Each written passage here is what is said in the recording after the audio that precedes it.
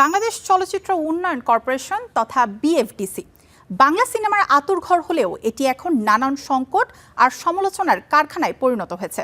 প্রতিষ্ঠানটির প্রধান হিসেবে গত 14 মাস ধরে দায়িত্ব পালন করছেন নির্মাতা মাসুমা রহমান তানি। এ নিয়েও চলছে দীর্ঘ বিতর্ক। এসব বিষয়ে এই কর্মকর্তার মুখোমুখি হলো স্টার নিউজ।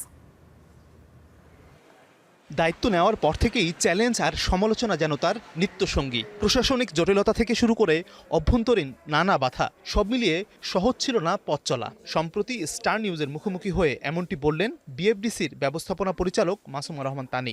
এই যে এত কর্মচঞ্চল একটা জায়গাকে যারা আজকে বিরান ভূমিতে পরিণত করেছিল, তাদেরকে তাদের বিরুদ্ধে যে গিয়েছি বলেই কিন্তু আজকে আবার এই কর্মচাঞ্চল্য ফিরছে।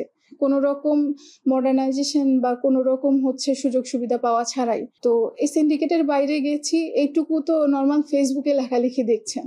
আমার সাথে আমাকে জানের হুমকিও দেওয়া হয়েছে, যে যখন বললেন প্রাইভেটাইজেশন বা বিভিন্ন অনিয়ম নিয়ে যখন আমি কথা বলছি, তখন আমার সাথে প্রথমে আপোষ, জানের হুমকি, বহুত কিছু পার হয়ে আসছি আমি। তবুও থেমে থাকেননি তিনি, হারাননি ধৈর্য। লক্ষ্য একটাই, এফডিসিকে আধুনিক ও কার্যকর একটি প্রতিষ্ঠান হিসেবে গড়ে তোলা। আমি এফডিসি মডার্নাইজেশনের সাথে সাথে আমাদের যে বিএফডিসি কমপ্লেক্সটা, সেটা সত্যিকারের সিনেমা বান্ধব করতে চাই, কাজটা শেষ করাতে চাই। বাংলাদেশের সত্যিকারের proper film city, Bangladesh film city, এটা পরিপূর্ণ এবং সুস্থ সুন্দর একটা ফিল্ম সিটি করতে চাই।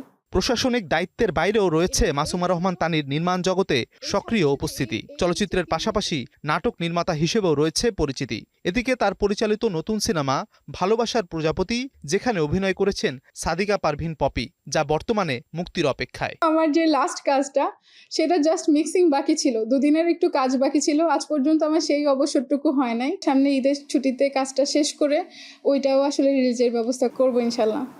তবে পরিচালক পরিচয়ের পাশাপাশি এই কর্মকর্তা মূলত এফডিসির চেহারা পরিবর্তনে কার্যকর ভূমিকা রাখতে চান। এখন দেখার বিষয় তার পরিকল্পনা কতটা বাস্তবায়ন হয়। আমি যতদিন আছি বা থাকবো, আমার এফডিসিতে আমার জানা মতে কোনো অন্যায় বা কোনো হেনস্থা আমি কাউকে হতে দিব না। Mazharul Tamim, star entertainment.